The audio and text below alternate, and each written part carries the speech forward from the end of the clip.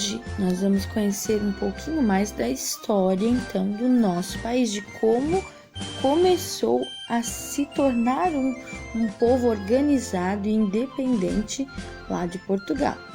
Por isso, em 7 de setembro, a gente comemora a independência do Brasil. E essa semana nós estamos trabalhando todos os símbolos nacionais da nossa terra. Vamos conhecer um pouquinho dessa história, então? Em 22 de abril de 1500, os portugueses descobriram a terra brasileira. Só que aqui já existia um povo que vivia aqui, os chamados indígenas. Eles estavam a caminho da Índia, porém, ao errar a rota, se depararam com a terra brasileira.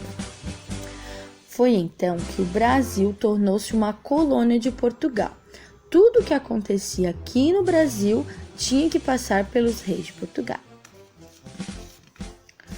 E como que eles faziam isso? Eles passaram a controlar todas as riquezas do Brasil e levavam para Portugal essas riquezas, o ouro, o pau-brasil, as pedras preciosas, tudo ia para lá.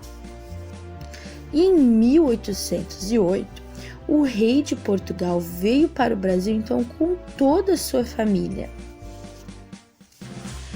Dom João e Carlota Joaquina, que eram os pais de Dom Pedro, voltaram para Portugal somente em 1821.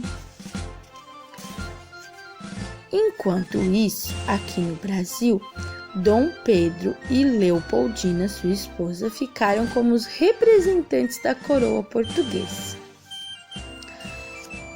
Depois de crescer no Brasil, Dom Pedro se apaixonou por essa terra e também por esse povo. Ele queria ter o total poder do Brasil, mas no final de 1821, o pai de Dom Pedro disse assim: Pedro, volte logo para Portugal, porque eu tenho planos melhores para o Brasil. Ele não gostou dessa carta.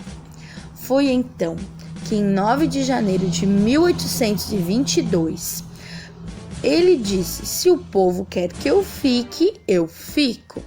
E aí, esse dia ficou conhecido como o Dia do Fico. O povo ficou muito feliz com a decisão de Dom. Só que o pai de Dom Pedro, o Dom João, não ficou feliz com essa notícia. Ele queria que seu filho voltasse para Portugal. Maria Leopoldina, a esposa de Dom João, em 2 de setembro, então, bolou um plano e, com o auxílio de João Bonifácio, assinou uma declaração de independência, fazendo assim com que o seu filho soubesse dessa declaração. Dom Pedro tinha ido até São Paulo e lá ele ficou sabendo dessa notícia que Dona Leopoldina havia declarado a independência, assinado a Declaração da Independência do Brasil. E em 7 de setembro de 1822, às margens do rio Ipiranga, Dom Pedro declarou: independência ou morte. Quando o povo descobriu esse ato heróico de Dom Pedro, aclamou ele como o imperador do Brasil. Antes, ele era o príncipe, que representava a coroa portuguesa. E em 1º de dezembro desse mesmo ano, de 1822, ele foi coroado como o imperador do Brasil.